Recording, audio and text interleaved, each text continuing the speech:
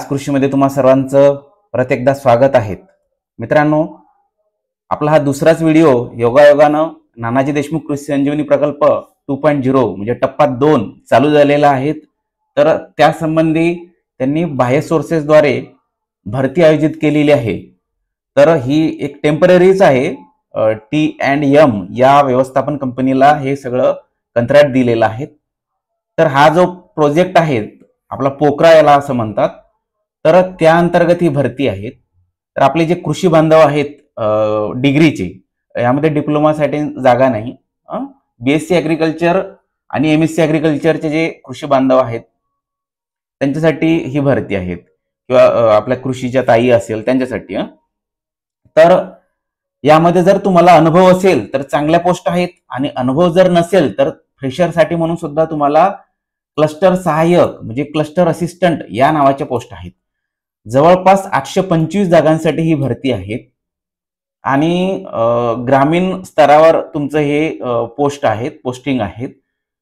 तर जवळपास 21 जिल्ह्यामध्ये त्यांनी वेगवेगळे विभाग आहेत आपले, जसे नागपूर, अमरावती, छत्रपती संभाजीनगर, लातूर. त्या विभागामध्ये जेवढे जिल्हे आहेत जवळपास 21 जिल्ह्यामध्ये त्यांनी भरती आयोजित केलेली आहे, रिक्रुटमेंट. तर मित्रांनो, यामध्ये आपले कृषी विद्यापीठातून जे कृषी शाखेतील पदवीधर आहेत किंवा पदव्युत्तर पदवी केलेले आहेत, म्हणजे MSc ॲग्रिकल्चर किंवा BSc ॲग्रिकल्चर, त्यांच्यासाठी जी भरती आहेत. आपण ठीक आहे डायरेक्ट भरतीवर आपल्या त्या नोटिफिकेशनवर त्यांच्या जाऊ. तर ठीक आहे, पदभरती संदर्भात महत्वाच्या सूचना. तर हे बघा, मनुष्यबळ आराखडा मंजूर केला असून पदभरती प्रक्रिया सुरू झाली आहे टप्पा 2 साठी. या भरतीकरिता कोणताही अर्ज शुल्क किंवा नोंदणी शुल्क आकारले जाणार नाही. No fees. फीज नाही. पदभरती पूर्णपणे गुणवत्तेवर आधारित असेल. तर यांनी गुणवत्तेवर आधारित असेल, आणि खाली अजून एक हे बघा, कोणत्याही व्यक्तीने पैशाची मागणी केल्यास अथवा गैरप्रकार आढळल्यास स्थानिक भ्रष्टाचार प्रतिबंधक विभागाकडे तत्काळ तक्रार दाखल करावी असं म्हटलेलं जरी असलं तरी मित्रांनो, या भरतीसाठी भ्रष्टाचार होत आहेत असं कानावर ऐकायला आलंय, आणि यांची प्रोसेस पण त्याच पद्धतीची आहेत. यांनी एवढी मोठी भरती आयोजित केलेली आहे आणि गुणवत्तेनुसार म्हणत आहे, तर यांना परीक्षा घ्यायला काय झालं असतं. तर यांनी मुलाखत आणि जे तुमचे मेरिट लिस्ट मधले म्हणजे मार्क्स आहेत आपले डिग्रीचे, त्या बेसिसवर तुमची एक मेरिट लिस्ट बनवलेली आहे. आपले डिग्रीचे मार्क्स आणि याचे मुलाखतीचे मार्क्स यांची मेरिट लिस्ट बनवलेली आहेत. त्या बेसिसवर तुमचं सिलेक्शन होणार आहे. तर हे यामध्ये कुठेतरी आपल्याला काहीतरी असं होईल असं साशंका असते, आणि एकतर मुलाखत बंद केलेली आहे, अजून यांना मुलाखत आयोजित करायची आहे, त्यामुळे कुठेतरी गडबड होऊ शकते असं प्रत्येक उमेदवाराला वाटणारच. आणि वरून असंही म्हणत आहेत की भ्रष्टाचार प्रतिबंधक विभागाकडे तक्रार दाखल करा. परंतु मित्रांनो, हे सगळं खुलं होत आहेत, म्हणजे ओपन होत असते, तरी आपण तक्रार ते दाखल करण्यासाठी तेवढं धजावत नसतो, कारण सगळ्यांचा हात आहेत आपल्याला असं वाटतंय. परंतु यावेळेस असं काही करू नका. जर तुम्हाला कुठे वाटलं असं, परंतु सबूत दाखवावं लागेल, तर तुम्ही भ्रष्टाचार प्रतिबंधक विभागाकडे तक्रार करणं गरजेचं आहे मित्रांनो. आणि ही भरती यावर्षी आपण पारदर्शक होईल अशी अपेक्षा करू, आणि दास कृषीकडून काही होत असेल तर ते पण बघू. ठीक आहे. तर कृपया अफवावर विश्वास ठेवू नये, खोट्या आश्वासनांना आणि आमिषांना बळी पडू नये असं जरी म्हणत असलं तरी जाऊ दे आता, ठीक आहे, नंतर बोलू त्यावर. तर अर्ज करण्याची अंतिम तारीख बघा 24 तारीख आहे प्रकल्प व्यवस्थापनसाठी. हे आपल्यासाठी बघा, जिल्हा, उपविभाग आणि समूह स्तरावर जे पद आहेत त्यासाठी 31 ऑक्टोबर आहेत. 6 वाजेपर्यंत अर्ज करू शकतात. तुम्ही एक लक्ष द्या, 6 वाजेपर्यंत म्हटलंय, बऱ्याचदा तुम्ही गृहीत धरलेला आहे संध्याकाळी 12 वाजेपर्यंत. त्यामुळे इथे हे लक्षात ठेवा, एक तर दिवाळीचा पिरियड आहे, फारसं लक्षात राहत नाही, आपल्याला ॲझ्युम करतो आपण 12 वाजेपर्यंत असेल. ठीक आहे. तर ही लिंक आहे अर्ज करण्याची, तुम्हाला डिस्क्रिप्शन बॉक्समध्ये आपल्या टेलिग्रामवर किंवा या साईटवर पण मिळून जातील. ठीक आहे. ही साईट टाकायची, सगळी इन्फॉर्मेशन मिळून जातील. तर पुढे बघू. तर पुढे बघा, नानाजी देशमुख कृषी संजीवनी प्रकल्प टप्पा 2 म्हणजे 2.0 चालू झालेला आहे. त्यासाठी आपण हे सगळं बघितलंय. आता पुढे बघा, याची तारीख पण बघितलंय. तारीख आहे 31 ऑक्टोबर पर्यंत संध्याकाळी 6 वाजेपर्यंत. हे लक्षात ठेवा. 17 तारखेपासून अर्ज करणे सुरू झालेलं आहे, म्हणजे कालपासून. आज व्हिडिओ तुम्हाला मिळाला समजा. तर मुख्य जबाबदाऱ्या ज्या आहेत क्लस्टर असिस्टंटच्या आणि रिस्पॉन्सिबिलिटी जे ते बघून घ्या आता. त्यामध्ये शेतीशाळा व्यवस्थापन करणे, शेतीशाळा आयोजित करणे हे सगळे कामं आहेत. ठीक आहे. प्रात्यक्षिके, प्रयोग व मिनी किट वाटप करणे किंवा शेतकरी मेळावे, प्रशिक्षण वर्ग, सहली, प्रदर्शन इत्यादी लाभार्थी निवडण्यात मदत करणे. त्यानंतर डिजिटल प्रणाली जी आहे कृषी विभागाची, तर ते डिजिटल सिस्टीमचा सक्तीने वापर करणे, महाविस्तार ॲप आणि फार्मर ॲप जे आहेत, याद्वारे नोंदणी करण्यास मदत करणे हां. तर नोंदणी करून देणे पण तुम्हाला तुमच्यावर काम येऊ शकते. आणि जे कृषी अधिकारी असतात ना, ते जे काम देत असते ते तुम्हाला करावं लागत असते. गेस्ट फार्मर्स यांच्या शेती भेटी घेऊन तंत्रज्ञान अवलंबनाची नोंद प्रकल्प ॲपमध्ये करणे. ठीक आहे. तर त्यानंतर बघा महिला सक्षमीकरण यामध्ये ज्या कृषीताई आहेत किंवा ज्या महिला आहेत म्हणजे महिला शेतकरी त्यांच्या महिला शेतकऱ्यांना सक्रिय सहभाग सुनिश्चित करणे या डिजिटल शेतीशाळेत. ठीक आहे. आणि महिलांना मिळणारे लाभ वाढवण्यासाठी प्रयत्न करणे. ठीक आहे. त्यानंतर रेकॉर्ड व्यवस्थापन म्हणजे शेतकरी गट असेल त्यांचं रेकॉर्ड ठेवणे किंवा कीड व रोग आलेली असेल तर त्यांचं पण रेकॉर्ड आणि माहिती वरिष्ठांना देणे 24 तासात देणे.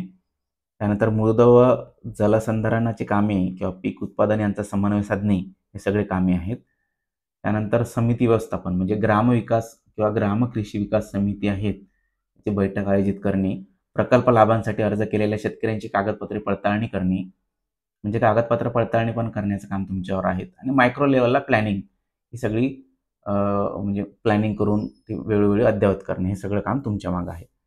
तर नंतर परत शेतकरी गट प्रोत्साहन म्हणजे SHG आहेत, सेल्फ हेल्प ग्रुप आहे, त्यासाठी प्रोत्साहन देणे, माहिती संकलन करणे आणि हवामानाधारित सल्ले देणे. मुळात हे बघा, हा जो प्रकल्प आहे, हा जो आपला पोकरा प्रकल्प आहे किंवा नानाजी देशमुख कृषी संजीवनी प्रकल्प आहेत, तर याचा जे मेन उद्देश आहे मी तुम्हाला ते अगोदर सांगून देतो. याचा जे मेन उद्देश आहेत ना, आता बघा हवामान बदलाचा सर्वात जास्त परिणाम तो शेतकऱ्यांवर होत आहेत आणि होणार आहेत. त्यामुळे याचा सर्वात कमी परिणाम कसा होतील म्हणजे तुम्ही रेजिस्ट कसे करू शकता शेतकरी त्यासाठी शासन मदत करत आहेत. आता या प्रकल्पाच्या माध्यमातून. तर या प्रकल्पाच्या अंमलबजावणीसाठी जागतिक बँक सुद्धा सहाय्य करत आहेत. त्यांनी सुद्धा पैसा पुरवलेला आहे.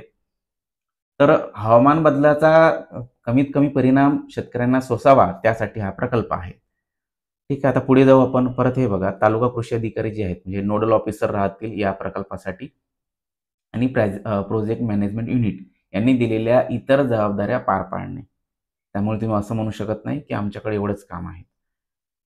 सारांश स्वरूपात सांगतोय तुम्हाला काय काय कामं आहेत. तर आधुनिक आणि हवामानाशी सुसंगत कृषी तंत्रज्ञानाचा प्रसार, डिजिटल प्रणालींचा वापर, शेतकरी प्रशिक्षण, महिला सक्षमीकरण आणि शेतीशाळा व्यवस्थापन. नंतर क्लस्टर सहाय्यक शेतकऱ्यांमध्ये आधुनिक हवामानाशी सुसंगत कृषी तंत्रज्ञानाचा प्रसार करतो. डिजिटल प्रणालींचा वापर, शेतकरी प्रशिक्षण आणि महिला सक्षमीकरण आणि शेतीशाळा व्यवस्थापनावर काम करतो. ठीक आहे. हे झालं त्यांचं काम. आता निवड प्रक्रिया कशी आहे? ही जी निवड प्रक्रिया आहे तुमच्याजवळ 1 वर्षाचा किंवा विशिष्ट त्यांनी मागितला तो जर अनुभव असेल तर त्यांच्यासाठी आहेत. आता आपल्यासाठी बघा, ही पण नाही आपल्यासाठी. आपल्यासाठी ही पण नाही. आपल्यासाठी ही आहेत. जिल्हा स्तर, उपविभागीय स्तर आणि समूहस्तर पदांसाठी अंतर्गत निवड प्रक्रिया कशी आहे ती बघू आपण. अर्ज सादर केलेल्या उमेदवारांनी शैक्षणिक, तांत्रिक अर्हता व अनुभव या संदर्भात सादर केलेल्या कागदपत्रांच्या आधारावर अर्जाची छाननी करण्यात येईल. म्हणजे तुम्ही जे डॉक्युमेंट्स सबमिट करणार आहेत अर्ज भरताना, तुमची जी अंतिम वर्षाची गुणपत्रिका आहेत, त्यांचे मार्क्स, त्यांचे पर्सेंटेज व्यवस्थित तुम्हाला टाकायचे आहेत. त्यानंतर तुम्हाला शॉर्टलिस्ट करून केवळ छाननी अंती म्हणताय, अजून दुसरं काही होणार नाही. केवळ छाननी अंती. म्हणजे छाननी कोणत्या बेसिसवर करणार हे त्यांनाच माहिती. आता इथं पारदर्शकता आहेत का? अजिबात नाही. आणि वरून म्हणतात हे कोणी लालच दिली, लोभ दिला तर त्यांना पैसे देऊ नका. काय बोलतात ना काय वागतात त्यांनाच माहिती. तर प्रत्येक पदासाठी केवळ 5 निवडलेले छाननी अंतरी शॉर्टलिस्टेड पात्र उमेदवार मुलाखतीसाठी बोलावले जातील. आता कोणते बोलावतील याचा अजिबात क्रायटेरिया यांनी बाहेर आणलेला नाही. त्यानंतर मुलाखतीच्या आधारावर गुणवत्तेची यादी मेरिट लिस्ट जाहीर केली जाईल गुणवत्तेच्या आधारावर. आणि मुलाखतीच्या आधारावर असं म्हटलेलं आहे, परंतु ते शेवटच्या वर्षाचे मार्क्स आहेत ते पण तुमचे गिनले जातील. शॉर्टलिस्टसाठी गिनू शकते म्हणजे मोजल्या जातील आणि मुलाखतीसाठी पण मोजू शकते. ठीक आहे. तर या पदासाठी उमेदवाराकडून कोणतीही प्राधान्यित स्थान म्हणजे प्रेफर लोकेशन घेतले जाणार नाही. पदासाठी निवड झालेल्या उमेदवाराला महाराष्ट्र राज्यातील कोणत्याही ठिकाणी नियुक्ती करण्यात येईल. परंतु तुम्हाला सांगतोय, आता अर्ज करताना कसं अर्ज करायचं आहे, हे 4 झोन पाडलेले आहेत त्यांनी. नागपूर, अमरावती, छत्रपती संभाजीनगर आणि लातूर यामध्ये हे जिल्हे टाकलेले आहेत. नागपूरमध्ये 6, नागपूर, वर्धा, भंडारा, गोंदिया, चंद्रपूर, गडचिरोली. अमरावतीमध्ये 5, अमरावती, अकोला, बुलढाणा, वाशिम, यवतमाळ. आणि संभाजीनगर जे आहेत आपलं, त्यामध्ये छत्रपती संभाजीनगर, बीड, जालना, जळगाव आणि नाशिक हे 5. आणि लातूर झोनमध्ये लातूर, धाराशिव, हिंगोली, नांदेड, परभणी हे 5. असे टोटल 21 जिल्हे आहेत. 6 5 11, 11 5 16, 16 5 21. टोटल असे 21 जिल्हे आहे. 21 जिल्हे आणि 4 प्रभाग. तुम्हाला एका प्रभागासाठीच अर्ज करायचा आहे. समजा तुम्ही नागपूर प्रभागात किंवा झोनमध्ये अर्ज केला तर त्यानंतर तुम्हाला प्रेफरन्स द्यायचा आहे. अगोदर गडचिरोली पाहिजे असेल तर तुम्ही गडचिरोली देऊ शकता. नंतर नागपूर निवडायचं असेल तर तुम्ही नागपूर निवडू शकता. नंतर गोंदिया पाहिजे असेल तर तुम्ही गोंदिया निवडू शकता. या पद्धतीने प्रेफरन्स त्यांनी मागितलेला आहे. परंतु प्रेफरन्स जरी दिला तरी ते तुम्ही ज्या प्रभाग निवडलेला आहे त्या प्रभागातील कोणत्याही जिल्ह्यामध्ये तुम्हाला टाकू शकते. त्यांनी असं सुद्धा म्हटलेलं आहे की महाराष्ट्रात कुठेही महाराष्ट्र राज्यातील कोणत्याही ठिकाणी नियुक्ती करण्यात येईल असं पण म्हटलेलं आहे. पण मोस्ट ऑफ द टाइम हे या पद्धतीने निवड करतील. म्हणजे कोणत्या अगोदर झोनमध्ये अर्ज करायचं, त्यानंतर जिल्ह्यांचा प्रेफरन्स द्यायचा, अशा पद्धतीने. उमेदवार त्याच्या पसंती क्रमानुसार जाहिरात क्रमांक मध्ये नमूद केलेल्या पदाकरिता वरीलपैकी कोणत्याही एका प्रभागासाठी अर्ज करता येतील, जे म्हटलं ते. आणि ते पसंतीक्रम आता जे सांगितलं ते. आणि हे बघा, तर अर्ज सादर केलेल्या उमेदवारांनी शैक्षणिक आणि तांत्रिक अर्हता व अनुभव या संदर्भात सादर केलेल्या कागदपत्रांच्या आधारावर गुणवत्तेची यादी मेरिट लिस्ट जाहीर केली जाईल. काय म्हटलं आता तेच. प्रत्येक प्रभागात अर्ज सादर केलेल्या उमेदवारांची जिल्हानिहाय गुणवत्तेची यादी मेरिट लिस्ट जाहीर केली जाईल. समूह सहाय्यक पदासाठी 30% पदे महिलांसाठी उपलब्ध राहतील, म्हणजे राखीव. आणि जर उमेदवार उपलब्ध न झाल्यास तर मग उर्वरित पदे पात्र उमेदवारामधून गुणवत्तेनुसार भरली जातील. तर ठीक आहे. पुढे बघा, गुणवत्ता यादी ट्रायब्रेक नियम. यामध्ये समान गुण जर मिळाले तर जास्त वयाच्या उमेदवाराचा विचार केला जाईल अगोदर. त्यानंतर आणि जास्त वयाचे 2 उमेदवार सापडले त्यांना, दोन्ही उमेदवाराचं सारखंच वय आहे, तर मग ते इंग्रजी नावाच्या अक्षरक्रमानुसार. जनरली शासकीय भरतीमध्ये शेतकरी आत्महत्याग्रस्त अगोदर प्राधान्य दिलं जातं आणि त्यानंतर इतर. ते प्राधान्यक्रम वेगळा ठरलेला असतो. हे ट्रायबॅक नियम आहेत गुणवत्ता यादीचा. तर निवड प्रक्रियेची सूचना जी आहेत यावर तुम्हाला लिंकवर अर्ज भरायचा आहे. लिंक तुम्हाला डिस्क्रिप्शन बॉक्समध्ये आणि आपल्या टेलिग्रामवर पण मिळून जातील. टेलिग्राम चॅनलचं नाव आहे आपलं दास कृषी. दास कृषी जरी तुम्ही टाकलं @दास कृषी असं जोडून जरी टाकलं तर तुम्हाला लिंक भेटून जाईल दास कृषीची. ठीक आहे. त्यानंतर दस्तावेज पडताळणी जी आहे तर तुम्हाला डिजी लॉकर अनिवार्य आहे. डिजी लॉकरमध्ये तुम्हाला तुमचे डॉक्युमेंट टाकायचे आहेत. ठीक आहे. कागदपत्रे नियुक्तीपत्र देताना पडताळली जातील. त्यानंतर मुलाखतीपूर्वी कागदपत्रांची तपासणी केली जाईल. मूळ कागदपत्रे नसलेल्या उमेदवारांना भरती प्रक्रियेतून अपात्र, हे काही सांगायचं काम नाही. त्यानंतर निवड झालेल्या उमेदवारांची सर्व शैक्षणिक अनुभवाशी संबंधित इतर आवश्यक कागदपत्रांची पडताळणी केली जाईल, हे पण सांगायचं काम नाही. नियुक्तीपत्र किंवा पगार स्लिप, नियुक्तीपत्रे विचारात घेतली जाणार नाही, कारण ते अनुभवाचे. केवळ अनुभव प्रमाणपत्र ग्राह्य धरले जाईल. ठीक आहे. नियुक्तीपत्र जारी केल्यानंतर कोणतेही बनावट खोटे कागदपत्र आढळल्यास FIR. त्यामुळे व्यवस्थित सगळं भरा आणि दिलेले वेतन पण वसूल केले जाईल असं आहे तिथं देऊन. त्यामुळे हे लक्षात ठेवा. हजेरी, तर ते परत जर तुम्ही 30 दिवसामध्ये हजर झाले नाही तर तुम्हाला अपात्र ठरवून यादीतील म्हणजे प्रत्यक्ष यादीतील पुढील उमेदवार तुमच्या जागी नियुक्त केला जाईल. आणि ऑनलाईन प्रक्रिया आहेत. गुगल क्रोमवरून तुम्हाला फॉर्म भरायचा आहे. टक्केवारी जे गणना आहे, तर तुमच्या अंतिम गुणवत्ता पत्रिकेवरील उत्तीर्ण टक्केवारी पासिंग पर्सेंटेज तुम्हाला टाकायचं आहे. जर CGPA मध्ये तुमचं गणलं गेलं असेल तर तुम्हाला एक सूत्र आहे, त्या सूत्रानुसार टक्केवारी गणायची आहे. तर ते सूत्र तुम्हाला YouTubeवर असं तुम्ही CGPA टक्केवारी रूल असं जर टाकलंय तर तुम्हाला मिळून जातील YouTubeवर.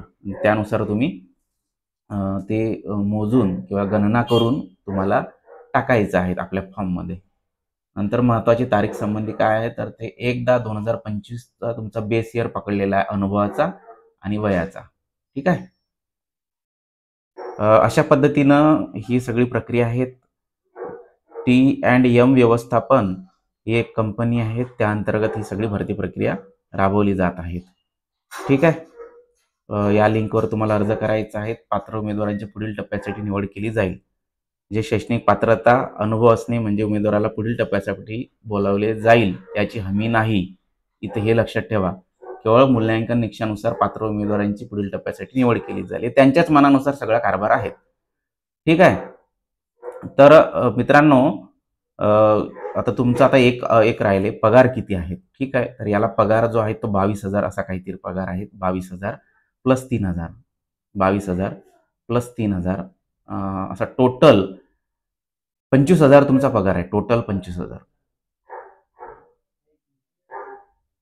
ठीक आहे. टोटल असा 25,000 तुम्हाला या पदासाठी पगार राहतील. नंतर वाढू पण शकते. ठीक आहे. तर अशा पद्धतीने ही संपूर्ण क्लस्टर असिस्टंट किंवा क्लस्टर सहाय्यकची जाहिरात आहेत. तर भरा मित्रांनो, म्हणजे जास्तीत जास्त मुलांनी भरा. होऊ शकते नशिबानं वगैरे तुमचं लागून जाईल. कारण तुमचे जर पर्सेंटेज वगैरे चांगले असतील किंवा मुलाखत वगैरे जमली तर जमून जाईल. चांगलं आहे. ज्याच्याजवळ काही हाती काम नाही त्यांनी जरूर या पदासाठी अर्ज करा. परंतु पुढील कृषी सेवक वगैरे आहेत आणि काही लोक जर फ्रेशर असेल तर त्यांना जर अभ्यास करायचा असेल तर तुम्ही अभ्यास करायला पण वेळ देऊ शकता. असं काही नाही, भरलंच पाहिजे. परंतु तुमचे जॉब करून सुद्धा जर अभ्यास होत असेल तर तुम्ही भरू शकता. ठीक आहे. तर आपलं टेलिग्राम चॅनल आहे दास कृषी. हे दास कृषी. ॲक्च्युअली आपला पॅड काम करत नाही. मी लॅपटॉपवर हे लेक्चर घेत आहोत मित्रांनो. दास कृषी. ठीक आहे. सगळं डिस्क्रिप्शन बॉक्समध्ये लिंक वगैरे सगळी टाकलेली आहे. उगाच व्हिडिओ वाढून जातील. ठीक आहे. तर दास कृषी टेलिग्राम चॅनलवर सगळी माहिती टाकलेलीच आहे आपण. धन्यवाद.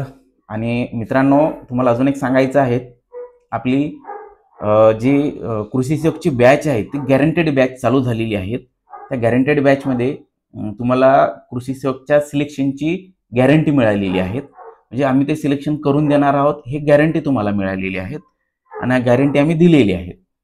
तर यामध्ये जर तुमचं सिलेक्शन नाही झालं तर तुमची जी म्हणजे अगोदर आपण जी नॉमिनल फीज घेत आहोत ती आपण 50% रिटर्न करणार आहोत. आणि याची जी पूर्णतः मूळ फीज आहे तर ती तुम्हाला लागल्यानंतर भरायची आहे. म्हणजे तुमचं आफ्टर सिलेक्शन नंतर. मुळात आम्हाला तुमचं सिलेक्शन करून द्यायचं आहे, त्यामुळे आम्ही ती तुमची फीज जी आहे ती लागल्यानंतर घेणार आहोत. त्याची फीज 16,000 आहे आणि आफ्टर सिलेक्शन तुम्हाला द्यायचं आहे. सध्या फक्त नॉमिनल फीज ठेवलेली आहे. ती नॉमिनल फीज 1,000 रुपये आहेत किंवा 999 असं आपण जे जाहिरातीत म्हणत असतो ते. तर 999 का ठेवलेली आहेत, 1,000 रुपये किंवा 999 अशी का ठेवलेली आहे, तर याचं कारण सांगतो मित्रांनो. बऱ्याचदा काय होतं, आपले आता जर आपण फ्रीमध्ये म्हटलं आणि तुम्ही जॉब लागल्यानंतर किंवा नोकरी मिळाल्यानंतर फीज भरा असं जर म्हटलं तर ॲडमिशनसाठी खूप गर्दी झाली असती. परंतु आता इथे मोजकेच ज्यांना नोकरीची खरी गरज आहे, ज्यांना अभ्यास करण्याची आवड आहे किंवा ज्यांना ही नोकरी पाहिजेतच असे आतमधून पेटलेले आहेत तेच विद्यार्थी येतील आणि आपली टाइमपासची गर्दी थांबून जातील. नंबर 1. नंबर 2, तुमच्यामध्ये पण सिरियसनेस राहतील. नाहीतर उगाच काहीतरी फुकट आहे किंवा मग लागल्यानंतरच पैसे द्यायचे आहे म्हणून तुमच्यामध्ये सिरियसनेसपणा खूप कमी राहतील. आम्ही सगळं जर हे मोफत तुम्हाला अगोदरच दिलं तर. त्यामुळे हे थोडीफार रक्कम आपण ठेवलेली आहे. आणि दासकृषीला पण त्यांचा चल खर्च भागवायचा आहे, त्यासाठी ही आपली नॉमिनल फीज आहे. ठीक आहे. आता एवढं बोलून आपण थांबू. त्या आपल्या त्या कोर्समध्ये सगळे लेक्चर मिळणार आहेत. Video lecture, live plus recorded, study material, short notes, PYQ test, PYQ ची अनालिसिस करून सगळं मिळणार आहे.